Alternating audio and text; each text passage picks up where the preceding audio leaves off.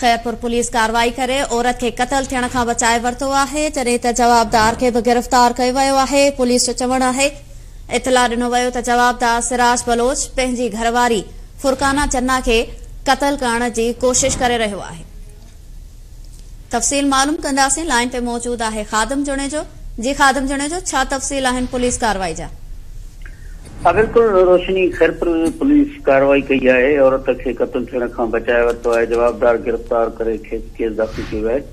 उन समय SSP खैरपुर समीउल्लाह सूमरो मूजिब case इतला ॾिनो वियो त जवाबदार सिराज बलोच पंहिंजे ज़ाल फुरकाना चन्ना के घर में कत्ल करण की कोशिश करे रहियो आहे।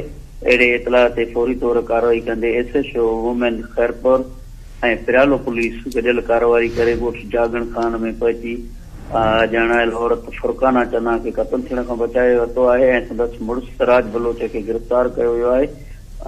SSP मूजिब जवाबदार खिलाफ केस दाख़िल कयो वियो आहे। जी वॾी महिरबानी नाज़िन, ख़ादिम जुणे जो तफ़सील ॾिना आहिनि खैरपुर खां।